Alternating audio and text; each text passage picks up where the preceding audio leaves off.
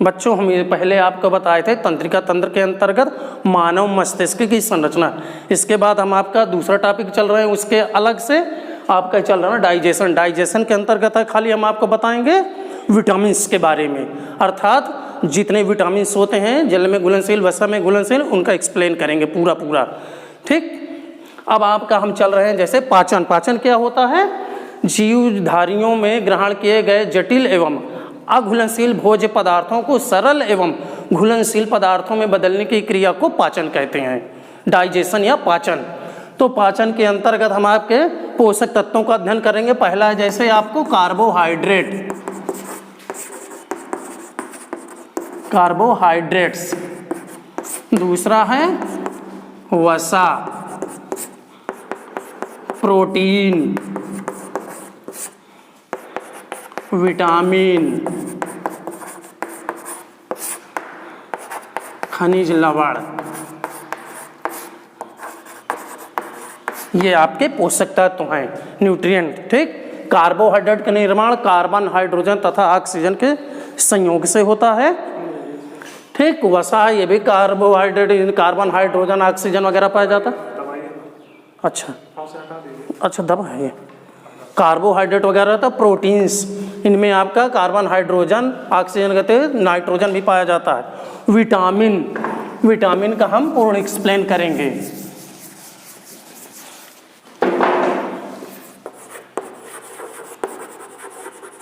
Vitamins,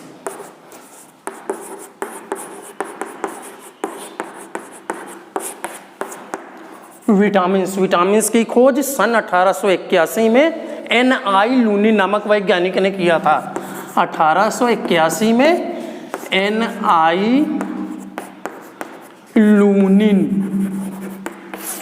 लूनिन ने किया था।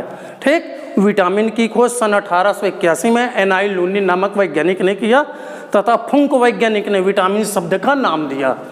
तो संरचना के आधार पर विटामिन को हम मुख्य रूप से दो भागों में बांटते हैं। कितने? दो भागों में, जल में घुलनशील और वसा में घुलनशील। पहला है जल में घुलनशील। जल में घुलनशील विटामिन कौन कौन से होंगे जल में घुलनशील? बी तथा सी।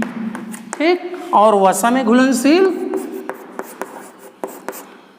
वसा में घुलनशील होते हैं 4, ए, डी, ई और के। ये 4 आपके विटामिन होते हैं। तो इनमें सबसे महत्वपूर्ण आपको ध्यान देने वाली बात यह है कि इनके जितने भी विटामिन होते हैं, इनके पोषक पदार्थ जो भोजन के होते हैं वो सभी के लगभग एक समान होते हैं।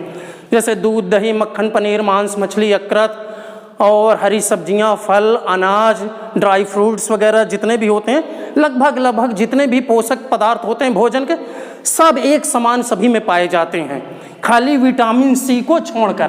क्योंकि विटामिन सी जो होती है अत्यधिक मात्रा में नींबू तथा आंवला में पाई जाती है, खट्टे फलों में, और फिर परसेंट के हिसाब से थोड़ी थोड़ी विटामिन सभी में पाई जाती है। जैसे पालक में, हरी मिर्च में, जितनी हरी सब्जियां होती है सब में विटामिन सी पाई जाती है, लेकिन बहुत सूक्ष्म मात्रा में, और अत्यधिक प्रचुर मात्रा में नींबू तथा आंवला में पाई जाती है विटामिन सी। बाकी शेष जितने विटामिन होते हैं सभी के भोज्य पदार्थ एक जैसे होते हैं। दूध, दही, मक्खन, पनीर, मांस, मछली, अंडे, यकृत, विभिन्न प्रकार के अनाज, हरी सब्जी। अब आगे चल रहे हैं इसी के विटामिन के अंतर्गत जल में घुलनशील विटामिन। ठीक, ये होगा जल में घुलनशील विटामिन आपके बी तथा सी होते हैं। बी जो होते हैं संयुक्त होते हैं, जैसे विटामिन B1, विटामिन B1, इसका रासायनिक नाम होता है थायमीन। ठीक, इसमें दूध, दही, मक्खन, पनीर, मांस, मछली, यकृत आदि पाए जाते हैं पोषक तत्व। विटामिन B1 की कमी से मनुष्य में कौन सा रोग होता है? बेरी रोग। ठीक, फिर आगे आपका चलेंगे विटामिन B2। विटामिन B2 का रासायनिक नाम होता है राइबोफ्लेविन। फिर राइबोफ्लेविन, इसमें भी उसी प्रकार सभी पोषक तत्व जितने पाए जाते हैं, दूध, दही, मक्खन, पनीर, मांस, मछली, अंडे, यकृत, हरी सब्जियां वगैरह, तो इसका रासायनिक नाम होता है राइबोफ्लेविन। विटामिन B2 की कमी से मनुष्य में कीलोसिस नामक रोग होता है, अर्थात जैसे मुंह के कोनों का फटना, तो यह कहलाता है कीलोसिस। फिर तीसरा है आपका विटामिन B3। विटामिन B3, इसका रासायनिक नाम होता है आपका निकोटीनिक अम्ल। ठीक, विटामिन B3, इसमें भी पोषक तत्व तो सेम उसी प्रकार होते हैं। इसकी